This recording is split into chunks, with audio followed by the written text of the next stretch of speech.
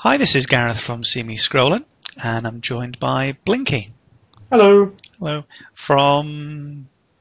You've got a number at the end of your YouTube name, haven't you? Yeah, I have. 00849 or Does that mean anything? Yes, nothing I can tell you. Okay, excellent. Well, no, it was my university number. It's Ah. CAM 00849, Computer Mathematics. Ah, right. Okay. Yeah. I'm not a number. And tonight what we're hoping to do is to do a video on deck building.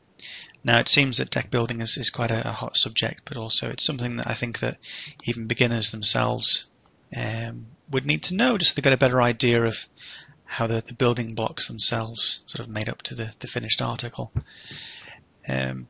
Now, the first thing is, I mean, you've consistently said that your method of deck building is to get an idea of a deck focus in your head, sort of what you want generally, and then put it together and test it.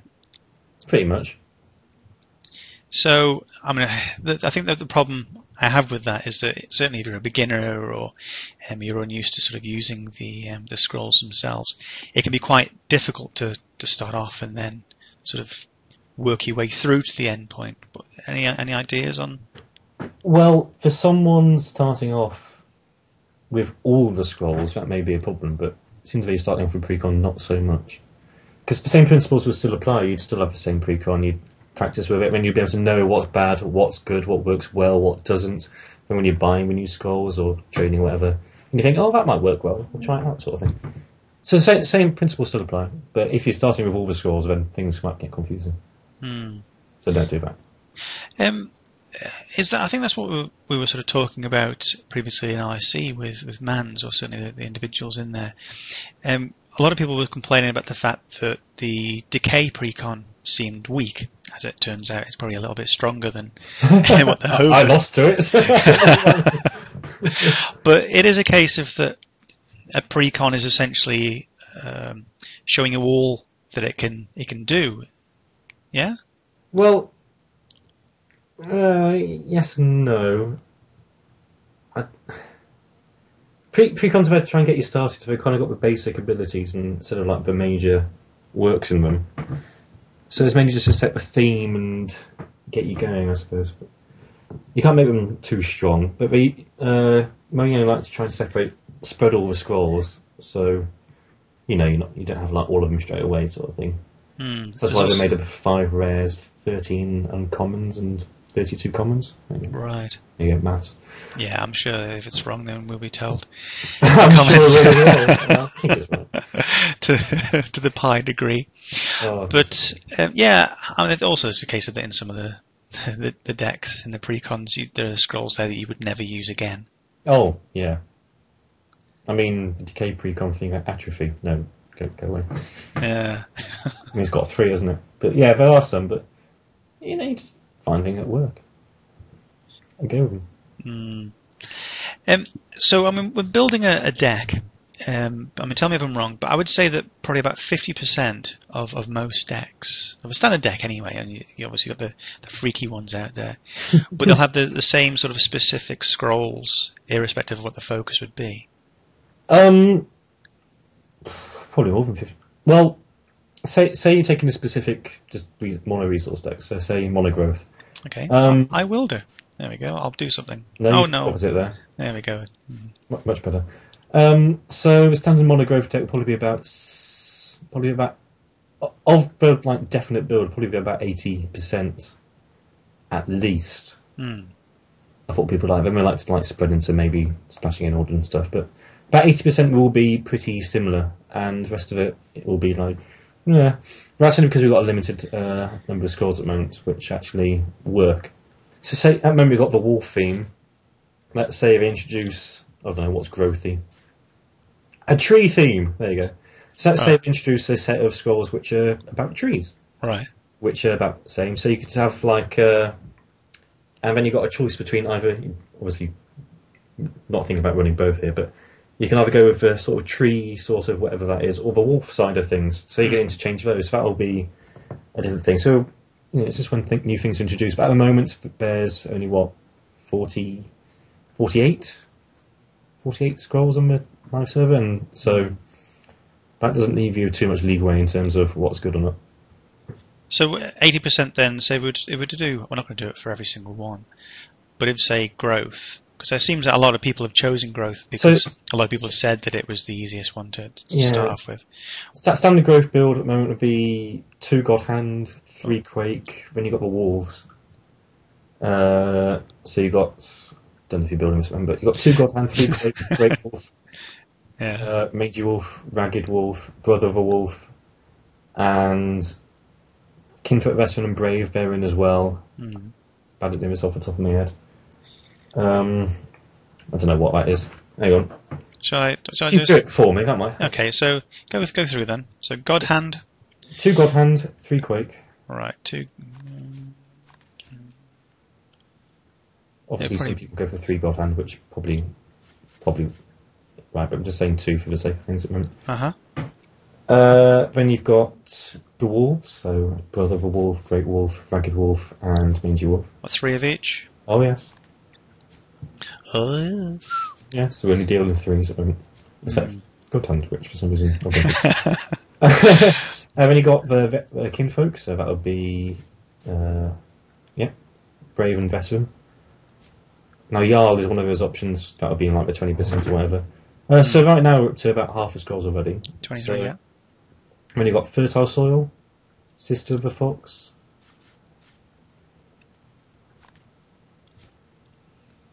See, that's. I mean, we're going to cover or sort of make reference to connections later, I think. But Sister of the Fox and Fertile Soil are a duo there, aren't they? Yeah, sort of. You alright? Yeah, sorry, I was just coughing again. Very good. Vateable Wild will be another one. Ah.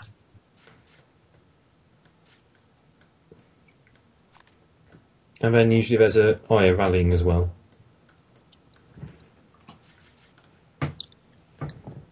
And then there's usually a choice between Crimson Bull or Ancestral Totem. We'll just say Crimson Bull for the sake of it, because that is a slot which kind of fits there. Yeah. And I'd say that's about it for standard. So that's what, 38? So that's 72%, 76%. So, it's around that sort of thing. Because the Crimson Bull could be 2 Ancestral Totems, for God Hands could be 3. But it's around that sort of percentage where it's pretty standard sort of build. Then like people would like say run 3 Pover and 2 Transposition or whatever, or fill the rest of the gaps in. But yeah, that'd be pretty standard. And if we go back to the tree sort of theme, let's say we introduce 4 tree sort of. Let me just save that as a deck so I can always refer it and put it back. Okay. Spend time thinking of a name. Yeah.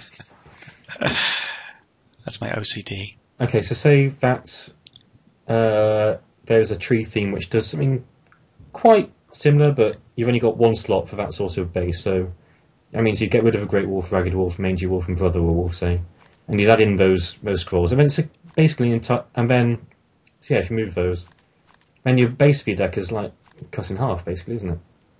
Yeah. So that means it kind of opens more ideas. So if they introduce something like base standard scrolls that could be interchanged like that, then deck building become a lot different at least. Oh, that's interesting. Yeah. Because I say normally you'd look at. Because I did a comparison between what other people had said about building decks and what you'd made reference to, and it certainly seems to be a case that what you do is you define a focus. You then complement the core, so the draw resource, which in particular, for instance. So you actually get those scrolls into your hand. So you'd perhaps put Eye of Eagle in here. I run Eye of Eagle. Some people don't, but can do. Well, it's like the Go Draw deck could be a good example. Well, when that deck came from the really, really abusive one that I first came up with, which was Faith Chains. Right. So you just get oh, yeah. Oh, don't moan at me for that right now. So, for some reason, I wanted to do damage to idols. So I had Faith Chains. This is when the deck was 40 as well, so it was much more easy to be abused to it. Right. And Faith Chains cost 5. So I had Faith Chains, and I wanted a creature to put it on. And so most of my deck was pretty much removal to draw me scrolls as well. But ignoring that, what would be the best creature, and I decided on Sisters of a Fox because it allowed me to draw a scroll to find it. Mm. And I thought, well, I'm not drawing that too often. Should I add more creatures? And I thought, well, I could add Eye of Eagle instead. That way I've got effectively 6 Sister of a Fox, and I'll be able to keep finding them that sort of way. So you're kind of restricting one of the creatures to draw them more often, instead of having, say, a Brave and then instead. And then, after playing for a while and for people ideas and stuff, we incorporated more creatures, and it became the Summons deck or whatever it is I called it. Right. So save chains and stuff went away, and we added just basically the best creatures you could think of. And that was Veteran and Ragged Wolf to be really hasty. Right. It would work well with Divine Mark and whatever, and just do horrible things. So when it dies, you bring them back and they attack again. You can play God Hand and all sorts of things. So having a nice little base of creatures instead of just like filling in rubbish, just filling up sort of thing. Well, I think that's an excellent example of what you're saying with sort of complement the core. You've got an archetype there. What you want to do is you want the Sister of the Fox basically to draw you scrolls, but also be susceptible to dying. So, because you want the Faith Chains to have an effect. Mm-hmm. Eye of the Eagle brings those into your hand a lot more regularly. If they're on the field, then fine. Yeah, and also Eye of the Eagle costed 1 is key there, because if Sister of a Fox costs, say, 4, then maybe it would be different. Maybe I would run another 5-cost creature instead. But because Eye of Eagle's 1, it's so close to Sister of a Fox costing 2, it does work. Because if, say, next creature would be Veteran, probably, that is a huge difference in cost. So it would be much more difficult to play Faith Chains on a consistent basis and stuff. Although Veteran's really good, Eye of Eagle works better in that deck because it just allows me to keep drawing and cycling through my deck. I mean, this would be a Go deck, wouldn't it? With Faith Chains, or would it be? Yeah. I mean, I think I can still remember the list as well. The interesting point about that is that normally with a Go, you do wonder what the splash, if it is a splash with this, what that would be, the highest resource you're going to look for. A lot of people would just simply go, and I've seen some of yours as well, where it would be just a simple single resource cost for the splash. So you'd only be dealing with 1 resource cost cards, scrolls. We can call them cards. But you've got, if this is a Go, the key one here, the one that's destroying the idols, is 4. Yes. So it is a late game, isn't it? Yeah, that was before I came up with the Summons idea as well, so that was a bit annoying. I think it ran Waking Stones and Eternal Statues and horrible things as well to protect the idols. But that's when the next idea came forward, because we had the Memorials in. They were part of the deck, and I thought, Summons allows you to draw a structure from your deck, so if I only had Memorials, I would effectively have 9 Memorials in my deck, which you can think about it, which you really can't, but we are. So you'd be adding, so you guarantee them more each time you play Summons, and you'll be able to, keep ramping faster. Yeah. So that kind of goes with the Eye of Eagle sort of idea. Yeah. Of being able to ramp it faster and further. So you can get to, like, casting Imperial Resources and horrible things. And running God Hand and things like that. Right. Okay. No, that's interesting. So going off that, so he's saying, what was it? Focus archetype, complement the core, add the core spells, and add redundancy. When you built that deck, I mean, do you want to just do that now, just to see? Which one? I think this, the Faith Chains one. I think we want to build ones which people can possibly test out themselves. So. Oh goodness! You can't use the Faith Chains one, can you? Can you remember the other one? No. Well, it's 40. Scott, we can still take it as an example. What about the more recent one that you evolved it to? What, the God Draw? Or that's no longer viable thanks to Necrogeddon, but we still go with it. It'll still be a good example, actually. Right, get rid of everything. Clear table. See if I can remember what this deck was.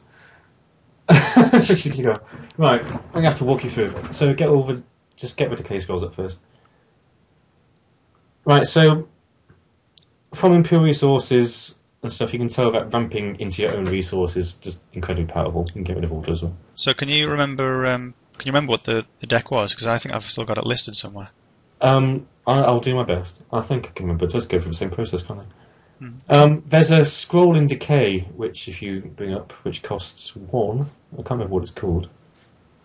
But keep going, keep going, keep going. There it is. Oh, Oh, one of them right. husk? No! What would it be husk? I don't know which one is it. Unbind or something, is it? Unbind, yes, that one. Is that what it's called? Right, Right. so that says sacrifice target non-decay structure you control, increase decay by 1. Right. So I wanted to find a way of using that. Yeah, right. So if you stick those in. I thought, well, we need a non-decay structure. What options are available? So I went to growth, just to have a look. And obviously you want it to be cheap structures. So I looked there. Not memorials. I don't know. T colon structure, or STR, I think it would be. Oh. You just failing here. Yeah. No, T colon. Oh, T colon. Right, there we go. T. I've never done these things before. STR. That's not a colon, is it? Oh, there we go. Right. Now get rid of the decay bit. Right, so these are all the structures available to grow. Okay. Now, junkyard could have worked with rats and stuff, but it seems I'm going to be sacking them. That won't be good. Mm-hmm. Eternal statue is more defensive, so just seem there. That's just a load of rubbish. So I went to energy, and you can keep that there. And again, more expensive structures. Useless contraptions there, but that was a bit meh. And I went to order, and of course order works well because you've got summons as well. So I thought, ooh, if we had summons and one memorial, that would work quite well. Right. So I set them on make obelisk a 0-1 and draw your scroll upon destruction because that would work really well. And apart from that argument, I thought, well, if we add woodland memorial, we'll have growth as well, and we'll still be able to keep our engine going. So we added woodland memorial and summons. What, all three? Oh yes, woodland memorial and summons. And summons. There you go. So I'm doing this thing with pretending that Necrogeddon did its old thing. Yes, of Get course. with it. So now we've got growth resources as well. Very good. Now, going back to the go draw sort of build, where we've got Eye of Eagle. Right. We don't need structures anymore. No, okay. No, we've got our structure. We need Woodland Memorial. So Woodland Memorial keep on giving us growth, which means we don't have to sacrifice for growth hardly. So we've got Eye of Eagle, so that went in. So then we need to define creatures. So if you add Eye of Eagle. Okay. Good. So that gives me a way of finding what creatures I wanted. Now I wanted to keep them at relatively sort of like maybe 2 to 4 sorts of creature range, and basically I wanted them to be in Decay because I wanted to be ramping up to Necrogeddon, so I could board wipe all the time. So I had to look through what Decay creatures are. So if you do T create, there you go. So we've got all the creatures. So I could have gone with Laurel Darkling was a good option because it does damage to idols, so we have to cycle through that quickly. But then I looked at Tethered Recruit, is it called? Yep. So that gives you order when it dies. Ah, yes, okay. So if you keep finding that and cycling for that, you'll keep gaining order, and so on. So that went in. And then there was another option in Oblivion Seeker, which, when that gets destroyed, you get 2 scrolls, so you can keep on cycling for your deck. So Oblivion Seeker went in as well. There you go. So right now you can just see from the base of things, we've got Eye of Eagle to find creatures. That creature will ramp into order, or draw us some scrolls. The order scrolls that we have, that we will be getting that resource in from the recruits and stuff, are Summons and Woodland Memorial. The Summons will find us Woodland Memorial, which will give us growth. The growth will allow us to find creatures. The creatures allow us to find order, and so on. So it's kind of like a circle, sort of. It's a circle of life. No, I'm not going to do that. Love and death. So we got that, and so I thought, can I get away with abusing all the draw scrolls? And I thought, well, it seems though we're going to be up to 2 order. Getting up to 3 is going to be relatively easy. So we added Heritage. Well, I say we, I did. I did Heritage, and I thought, can I get up to 4 growth for fertile soil? And I decided yes. since we've only got summons going to Woodland Memorial to add growth, we'll be able to get away with Fertile Soil. Okay. So we've got all the draw scrolls, and we've got our creatures. Maybe add a few more. But now we need to add the removal to make sure that we can get these creatures to, well, the engine to work. So just look at the Decay scrolls for now. Obviously, Necrogeddon is a big player in this deck, so you want 3 of those. Necrogeddon used to cost 7. I'm sure you know this, but used to cost 7. Destroy all creatures on the board, and your opponent draws 2 scrolls for that. So that's quite. Them drawing 2 scrolls is quite a big disadvantage. But we have no choice. Then I looked at things like Damning Curse, which destroys a creature. He used to destroy a unit, but only destroys a creature now. So that went in as well. And then Soul something or other, which destroys a creature with health 2 or less. So Scrounger. No, the other one. That's it. Soul Spell. Yeah. Destroy target creature. Ah, I see, sorry. I thought you were looking for a creature. Okay. Right, now I need to remember what the heck is in this deck. Have I still got it saved? No. Oh, no, I haven't. Hang on. You can edit stuff, can't you? It's all going in. It's all going in. Okay, let me just build it on mine. Oh yeah, well, Imperial Resources was another thing that went in. Right, okay. I had a large think about whether I'd be able to get away with that. And I think after maybe a few test games, I realised I was getting so much order that I could actually get away with running something so costly as that. So Imperial Resources did go in eventually. But did you add things as you realised? Because I remember seeing you play this, and it was like you had 15, 16 of each resource type. It basically got ridiculous to a point. I can't remember any of this stuff now. Oh yeah, Kabonk was in. That was another thing, because that drew your scroll. I'm trying to remember the base, don't know. So Kabonk would go in as well, because that draws you a scroll, as did Imperial Resources. Why am I not finding this? K-A. That's why. B. Not K-E-R. No. Right, spell error. Bonk, no. So Kabonk went in, as did Imperial Resources. So Imperial Resources gave us maximum draw for stupidity. Now we wanted a way to end the game. How were we going to win? Because getting these creatures out just wasn't going to cut it. And I went back to Faith Chains. Right. Just from the early days of me playing that stupid deck. When Heritage cost 1, Fertile Soul cost 3. Quake did 4 damage to everything. It was ridiculous. Anyway, Faith Chains went in, and that would allow me to, just playing 10 of those, I'll be able to win. I could have added Decimation as well, but that might have been too many order scrolls, and I wanted to fit other things in. That leaves 3 things. We should have been prepared for this. I think it was 2 Pother, 3 Quake, and something else. Hang on, let me have a look. Languid, that was it. Right, Languid was in, as was 2 Pother and 3 Quake. Now, the Quake wasn't originally meant to be in, but the Sister of Fox was broken at that point, so could introduce the new art. It was all a bit dodgy. So that's how it was effectively originally. Sister of Fox probably would go in for the 2 Pother, say. So you can get rid of the 2 Pother and 1 Quake for 3 Sister of Fox. Okay. This will draw you more scrolls. Well, I mean, this originally was the deck that you had, wasn't it? That's what you had there. So if you were to now evolve this to present day, so if you include Necrogeddon, so assuming Necrogeddon still as it was, Sister of Fox would have gone in that way. Right. Okay.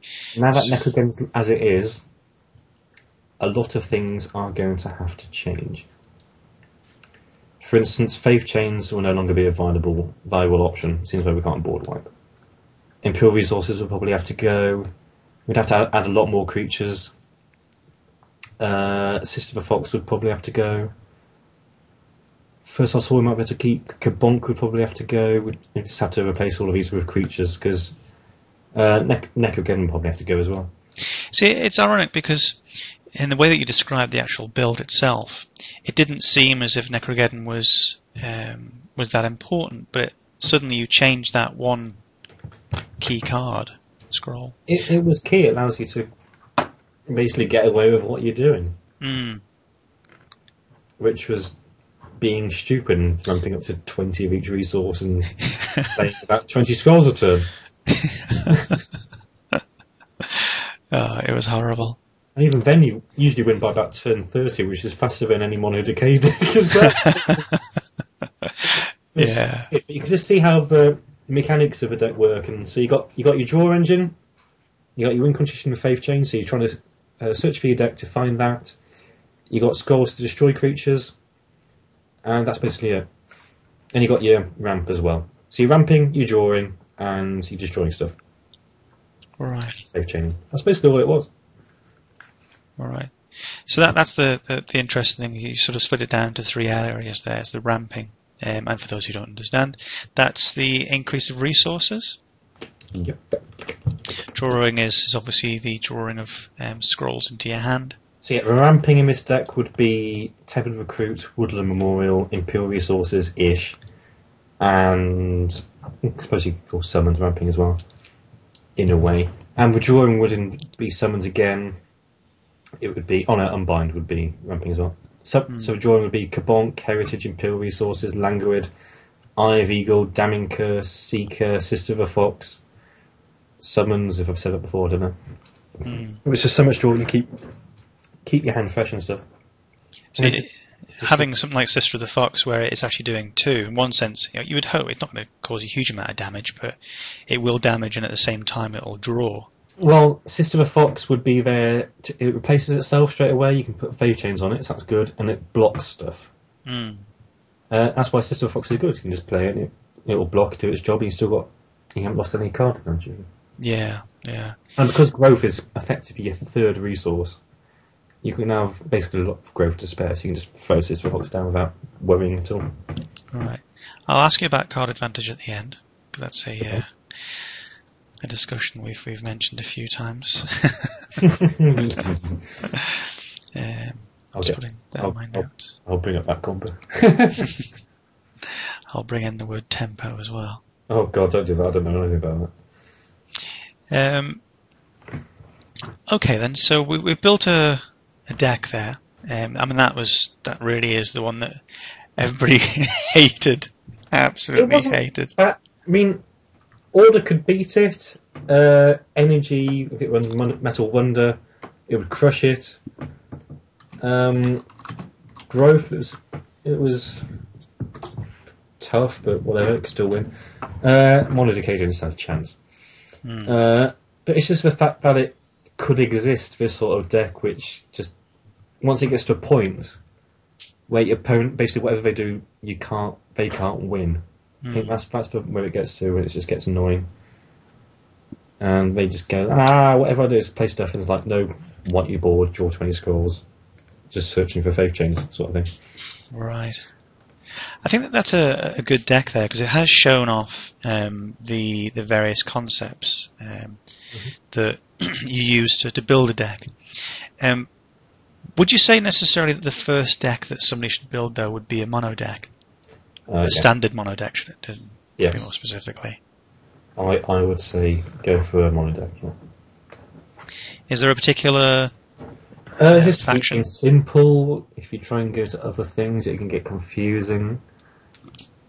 You may just try to be too ambitious. You might not know the limits of going into the other resource. You might just like add 20 full-cost order scrolls when you're playing growth or whatever. So just a bit of experience needs to add to a bit of judgment. That's why I just stick with a mono deck. Everything's nice and simple. It's there. You can always play it. You don't get confused. Now, don't get confused. I get confused all the time. I know you do.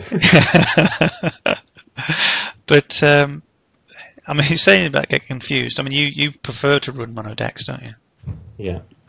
Well, I I'm not saying don't you like, can't run anything else, but you just prefer. yeah, I don't like this splashing idea. I mean, I can see why they go with it, but I'd prefer to keep things nice and straight and narrow for myself. It probably might be better to splash. I don't know.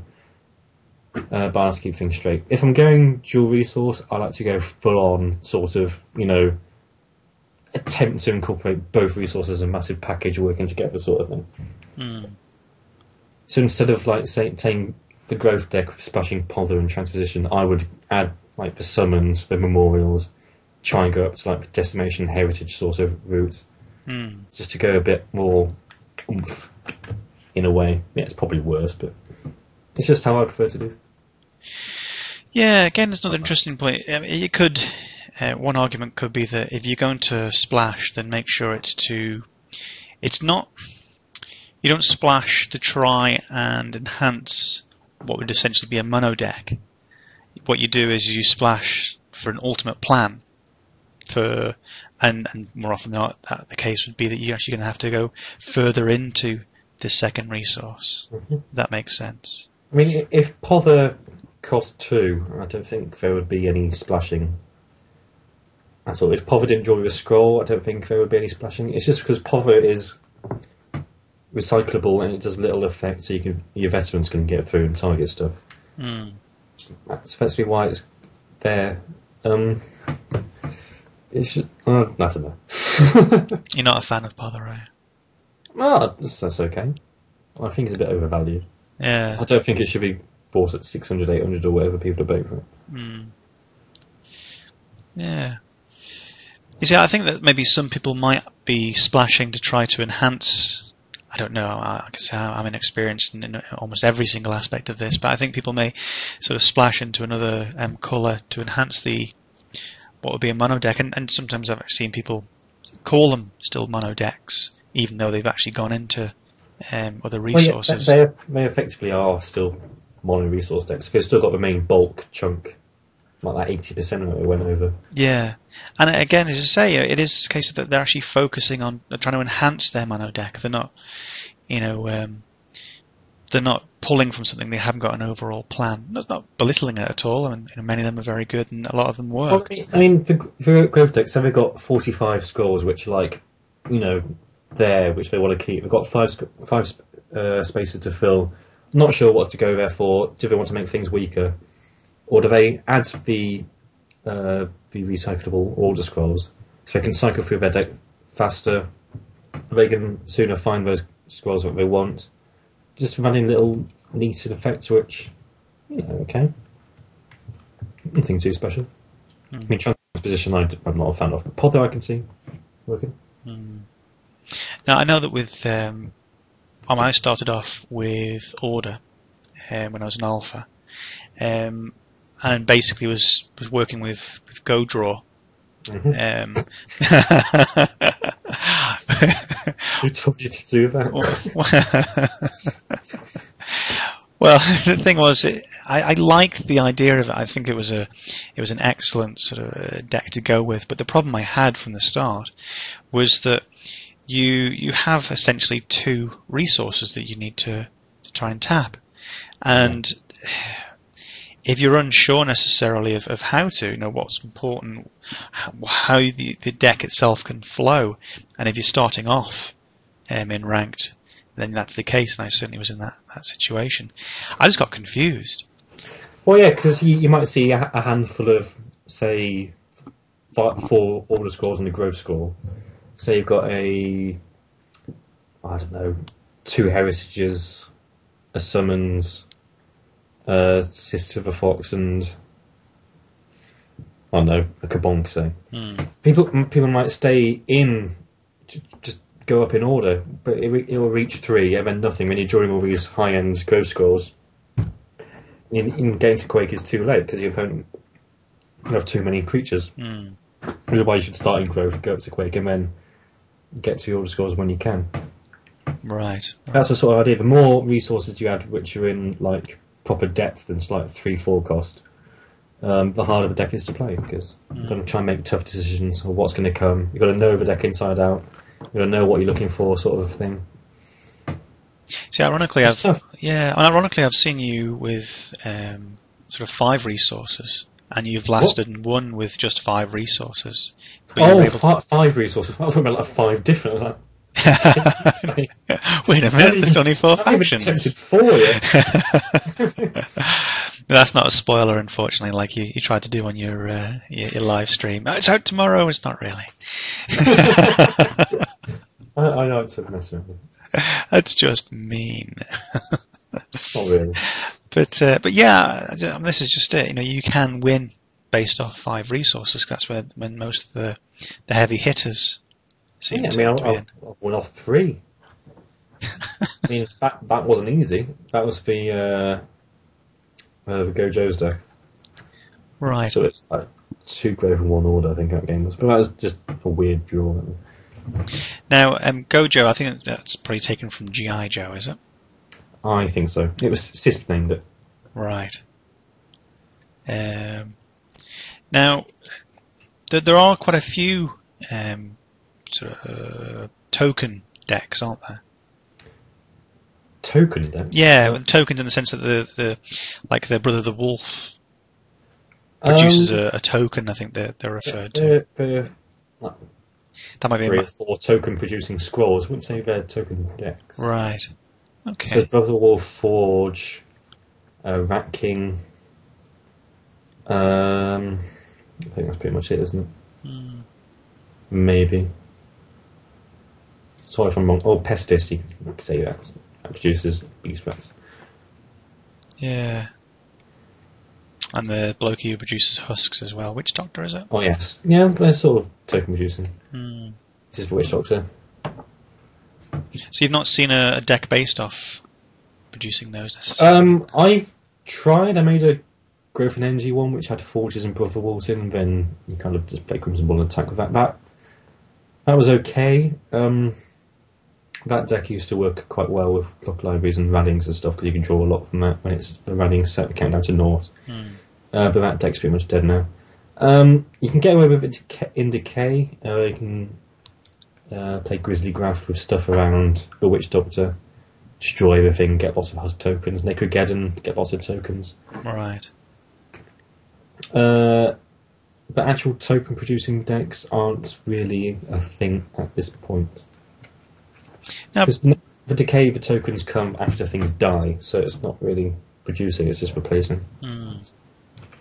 Yeah, I mean, with Brother of the Wolf, it seems a difficult situation sometimes. Well, not difficult really, but it's an odd one because you have essentially somebody with 4 health, and a good attack, and you stop them from doing that attack to produce sort of a weaker element.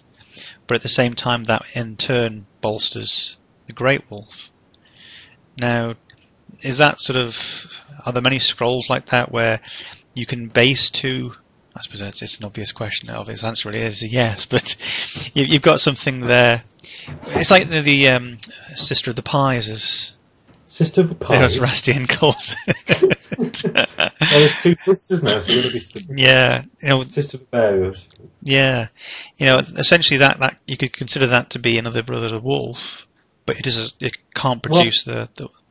It's an option. Would you have the 3/2/4, the 4/2/4? Obviously, with stats say 4/2/4, the 3/2/4 gives you other options, and 4 attack is quite. The difference between 3 and 4 is quite large. In a way, it's like the standard health is usually about 3, so if you can get that 4 damage, it's quite a lot. So you can take out like with Ducal Spearmen and Veterans and things like that. But Brother Wolf's probably better, but Sister of the Bear's pretty good. Yeah, I'm not. I wouldn't necessarily want to be going and talking about individual scrolls as such, but it's highlights a key point there where you would say, okay, I've got the Brother of the Wolf, and that I'm using that to produce the wolves, which will then enhance my Great Wolf. If you're not going to go with that, the producing of the wolves, then you might as well go for Sister of the Bear, surely. Yeah, if you weren't running Great Wolf, you'd probably go with Sister of the Bear. Yeah. Whereas prior to Sister of the Bear appearing, it would be one or the other, wouldn't it? Well, you got Rat King to introduce as well, so that's another 4 drop. But yeah. there's a balance somewhere. But if it's a choice between Sister of a Bear or Brother Wolf of their own, Brother Wolf would win in a way. Mm. It just depends what you're going for. It's more utility, isn't it, really, with that? Yeah, it gives you more options. So, I think generally what it seems to be that when people are learning scrolls to start off with, it would certainly be a case of that what they should do is they learn individual scrolls to start off with, then combinations, then move up to families. Now, families being the kinfolks, the wolves.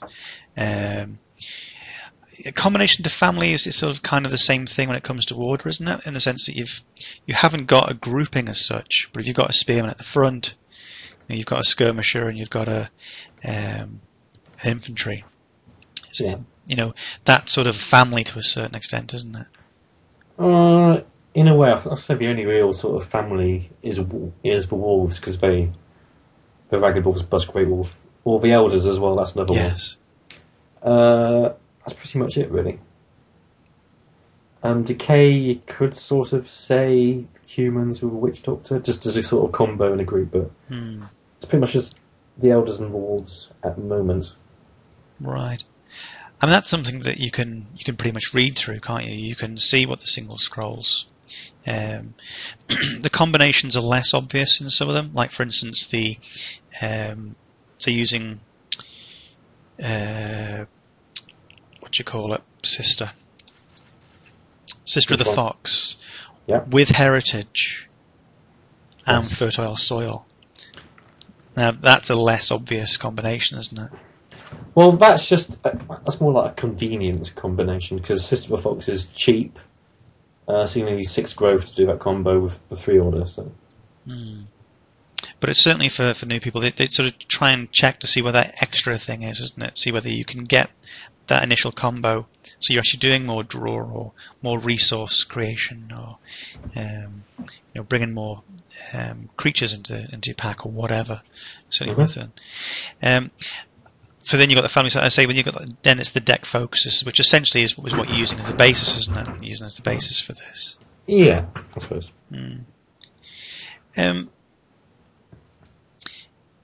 Okay. Now, I think you mentioned before that in Decay there was like a combination. I think you were saying. Oh yes. Ones where you can draw like 24 scrolls off. Yeah. Yes. So this would be an example of like getting an idea and trying to apply it. So if you do D:draw. So this is the scrolls in Decay that draw your scroll. Oblivion Seeker draws you 2 upon its death. Brain Lice draws you 1 when it kills when the enchanted creature dies. Sage draws you a scroll when it kills a creature, which it never does. Language draws you a scroll when you play it. And Animover, if you go over it. When a unit adjacent to enchanted unit dies, enchanted unit is dealt 1 damage and you draw 1 scroll. So you can ignore the dealt 1 damage. You draw 1 scroll when something adjacent to your creature dies. That's the main focus. That's the abusive bit. Well, you can't really abuse your creature being dealt 1 damage, can you? But you get the idea. So, drag that in a minute into your deck. So you got those in. Now, what creature would that go well on? There's 3 creatures and 1 structure, really. But the main, there's the Rot Eater. Now, the Rot Eater, when something adjacent to it dies, it gains 1 attack and 1 health. So the health loss and gain would counter itself. Is that the best way of putting it? Counteract it, or whatever. Yeah. So something else adjacent to it will die. It would effectively draw you a scroll and you'd gain an attack if you put one of those on there. Yeah. Then you've got Lifestealer. That would be another choice. Lifestealer would heal itself when it kills something, so all the health lost from Animover you would regain, so you can keep using it again. So that would be another option to look at. Scavenging Construct is an idea as well. So when an adjacent unit to that dies, its health is increased by 2. Yeah. So if you have 2 on there, there would be no change to its health, and you would draw 2 scrolls. can see where this is going. Yes. And then you've got the Witch Doctor as well. Witch Doctor would be a good option. Mainly because the bad thing of your creatures dying, obviously, is that they're dead, to put it plainly. And having the animator on the Witch Doctor would mean that things that die next to it are replaced by husks, or humans that die to it next to it. So the ideal sort of plan would be to find a way of killing all your creatures, drawing all the scrolls, having them being replaced by husks, so you don't lose board control and beat you during a lot of scrolls. So that's where Grizzly Graft would come in. Right. So if you find Grizzly Graft as well. Now that will destroy all the creatures adjacent to the enchanted creature. It will also boost that creature's health by 1 and attack by 1. The health is key. So the health would be the health boost would be counteracted from Animover, so it would stay the same like Rot Eater would. So you play it on Rot Eater, you actually still gain 1 health if you had 1 Animover on it. And all the creatures would say you've got 6 creatures around the unit you're enchanting. You draw 6 rolls. So let's say you have the Witch Doctor out. You surround it by 6 creatures. Right. And you enchant it with Animover and play Grizzly Graft. So you've got 6 humans around the enchanted Witch Doctor. You play Grizzly Graft. All the adjacent creatures would die. You draw 6 scrolls. You'd gain 6 husks, and your Witch Doctor would gain 6 attack. Right. Okay? You can further abuse that by, instead of just having any humans, you can have the Oblivion Seekers, say, around it. So say you've got 3 Oblivion Seekers around it. You still get 6 husks, but you draw an extra 6 scrolls, because when they die, you draw an extra 2 scrolls. Now, that's the situation with 1 Animover, if I'm pronouncing it right. If you have 3 on, so you've got 3 Animover on the Witch Doctor. Animover, I think, isn't it? Oh, I don't care. You got 3 of them on a Witch Doctor. You surrounded it by 6 humans, and I have done this. Obviously, doing it with 1 is quite easy, actually. Doing it with 2 is a rare. Doing it with 3, I had actually tried. You've got 3 on the Witch Doctor, surrounded by 6 humans, 3 of which were Oblivion Seekers. You then play Grizzly Graft. Now, you'd take 3 damage for each creature destroyed, so the Witch Doctor would die. You'd still gain 6 husks. You'd draw 6 scrolls from the Oblivion Seekers dying, and you'd draw 6 scrolls from each Animover thing. So you draw 24 scrolls. Now it's not necessarily a good combo, but it is a combo there to be taken advantage of, which you could seek to try and, use. Well, yeah, I mean, this is it. I mean, it just becomes verging on the ridiculous, isn't it? You can add heritages as well and draw 30. I think that's about it. I has all the scrolls. I'm out of ideas now. So it wouldn't take long to go through the deck each time, then, would it?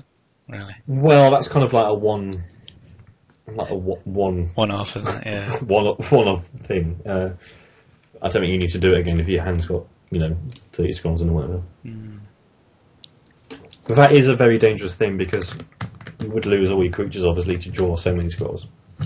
So you've got to try and be ready to do something extra about that to try and regain board control. But that is just an example of something where you can abuse a specific scroll. You look to abuse it, and you just find ways of trying to take advantage of what it does. But I think another excellent example, really, because what you've got there is you've got the perfect draw, and you could work your way to that. So you then suddenly have 24 scrolls alongside everything else that you've already got there. Now, obviously, the problem is that you may not necessarily have the resources to be able to play those scrolls, or you may have lost board advantage or a host of other things. Play a combo like that, you're either way ahead, in which case you play it and you're going to lose your creatures. In which case it's unnecessary, really. Or you're way behind, you play that, you lose everything, your opponent's still got your board, you may have the entire deck in your hand, but what can you do? I'm trying to be rude. No. I'm just laughing. You got literally your whole deck in your hand. Hey, you talking about dicks. I didn't say anything. You've practically made this conversation very rude. I was putting nothing in your mouth, all right? No, it's funny because this is just it. I mean, so what you'd be wanting to do is you want them to be sort of, I was going to say drawback, but everything now is just sexual innuendo, isn't it? I haven't said anything. This is all coming from your mouth. But what are you wanting to do is sort of to bring that down a bit, aren't you? Because it is a case of that you don't need to draw so many scrolls.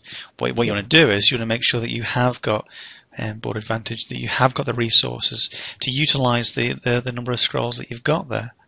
Mm-hmm.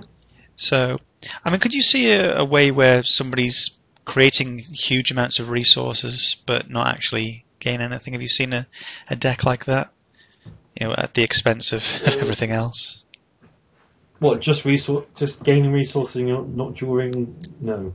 I suppose you could do that really with a deck, couldn't you? But you'd probably ignore. Well, you're basically playing Go out First or Soul and Heritage, which sure you'd be gaining resources slower, and it wouldn't really get you anywhere. So you need that sort of draw aspect as well.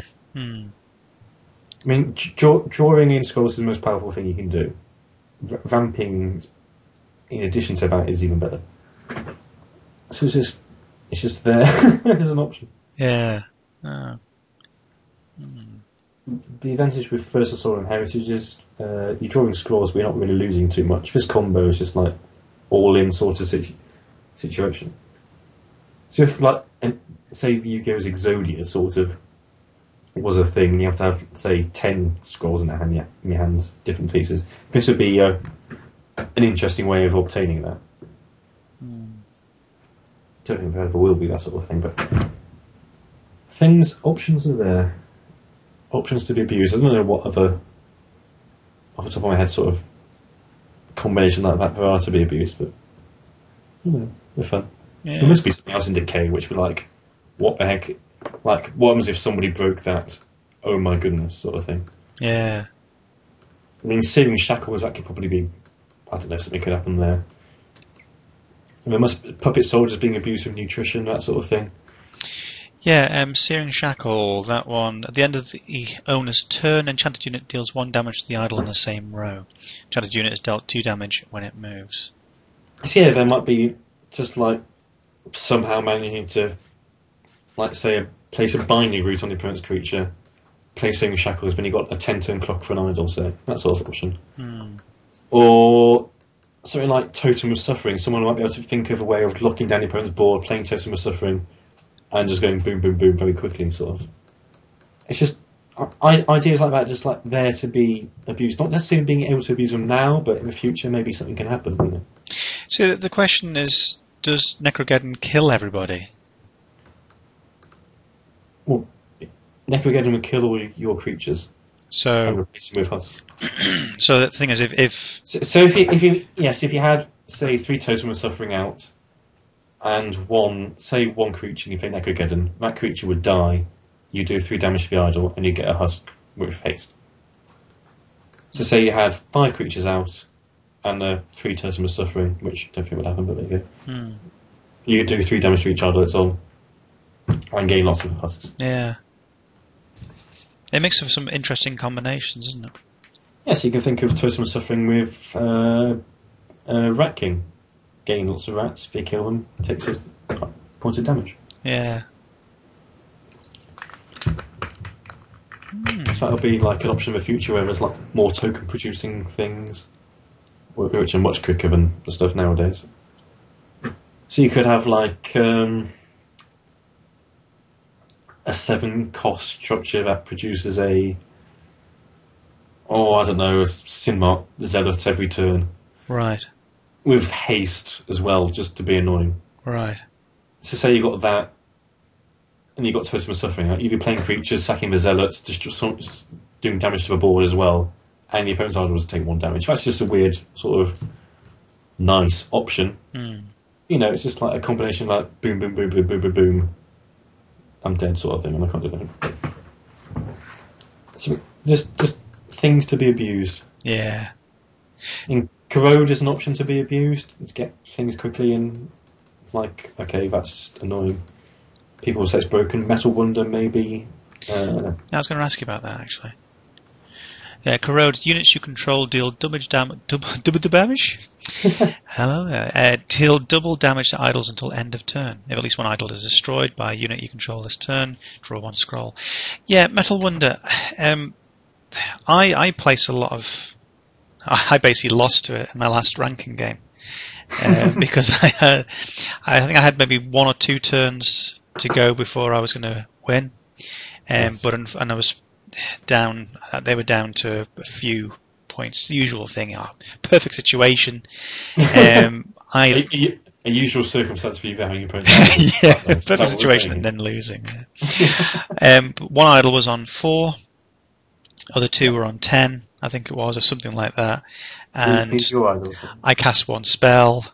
And he had 2 Metal Wonders. I had 2 Metal Wonders, basically destroyed the one that had the 4. I wasn't happy at all. He was loving it. I wasn't happy. Metal Wonder, it is there to beat draw, isn't it? It owns draw, but that's not. It's a weird sort of situation because it's not. That can't really be abused. It can only be abused by your opponent in terms of them not playing spells. Mm. If they're basically playing spells all the time, they'd be killing themselves instead of you killing them. Mm. So that's just sort of like a reverse sort of situation. But yeah, it stops other decks from happening. Metal Wonder. Do you like it? Yeah. Yeah. It's always easy just to say yes, isn't it? Yeah. Yes. No, stop saying it. Yes.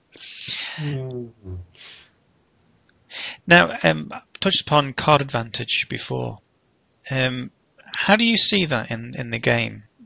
It seems to be this sort of ephemeral thing which is referenced quite a lot in Magic the Gathering. And is seen as... At one point I was wondering whether it was possible to sort of see a match and count whether somebody had lost or gained card advantage simply by what they'd produced and so on. What's your perspective of it?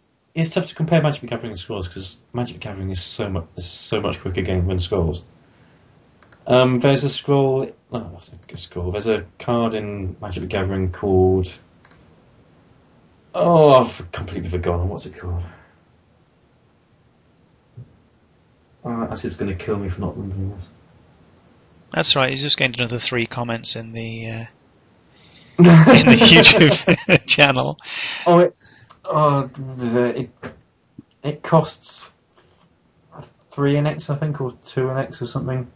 It basically draws you X cards and heals, gains you X life. I'm confusing everything here. Mm. But that is basically their impure resources at that point. But that I've completely forgotten why I'm comparing it to that, but that would be a long-term sort of goal where they're trying to survive, play that, gain card advantage, whilst healing themselves. That would be another way instead of board wiping. They'd be healing themselves out of reach sort of way.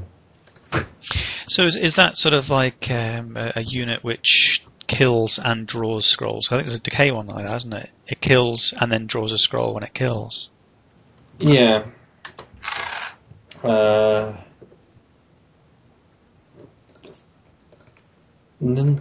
is Soul Steel. Oh no, Brain Lice. Is that what you're on about? Yeah, I think it could be. I think there's also maybe a moving unit that does it as well. Now tell me if I'm wrong, but the rough... Sphinx's Revelation. There we go. Right. So X white and 2 blue, you gain X life and draw X cards. So that's sort of like an end game sort of goal where there's like once they got that going, your opponent can't win because you're just drawing so many cards and gaining so much life. Your opponent can't come back. Now, just to try and clarify this, but card advantage is where you have, say for instance, you cast a spell and it destroys only 2 of yours, but say 4 of theirs. You've you've played a card, scroll, which means 1. You've lost 2 units, which is 3, but you've destroyed 4 of theirs, so you've gained a card advantage of 1. I don't really think of card advantage in that terms. I think of card advantage as having more cards in my hand than in my opponent in a sort of extreme way. But in terms of board things, losing board presence compared to like you're losing more creatures than they are. Well, it depends on what the situations are. The situation is depends on what the creatures are. It also depends on whether it's a thick thing to do. So if you say he has a Brave out, you have 3 Great Wolves on 2 health. If you play Quake, I mean you're losing card advantage. That definition, but it's also just clearly a thick move. But if you've got, say, 3 Sisters of a Fox, they've got a Jarl on 2 health, and you Quake, that's not such a thick thing to do, because you can throw away the Sisters of a Foxes, you don't care about those. It would gain you more of an advantage of losing the Sister of a Fox to kill the Jarl, and the Quake in your hand, rather than scheming a Sister of a Fox, which is not going to do anything. So it's all... It's relative, isn't it? It's relative, in your own inimitable fashion. I told you I could come up with things which is like... But there's just you'd almost have to assign values to scrolls on, just as they are, as what they are, and then value in relation to where they are on the board, what stage of the game is, and it would just become a bit difficult to try to assign a value to it, wouldn't it? Yeah. I made reference to this to Blinky because I was saying about whether it's possible to have that as a marker, as a graph, as a some form of visual to show whether you have gained card advantage over your opponent. Really, it's probably going to be very difficult. You may be able to count up what you've... Just remember, in scrolls you can sack a scroll in your hands to draw to, which is a massive, huge, big deal thing, which just changes everything, really. So it's difficult to really put things in perspective. Yeah, I mean, like I say, you could through simply what you destroy and what you gain, in relation to health and to scrolls and so on, that can be quantified. As I say, with the idea before, you're expending a scroll, or like it with the sister heritage fertile. You're expending 3 scrolls, but you're getting 3, and you're gaining 3, 4, 5, 6. So you're gaining advantage of 3 then. That's it. Yeah. So in that sense, you are gaining advantage, and that's the reason why you should be aware of card advantage. I think certainly, and you should be aware of the fact that doing that sort of thing gives you an advantage, but then it could probably be expressed in a different way, couldn't it? I suppose.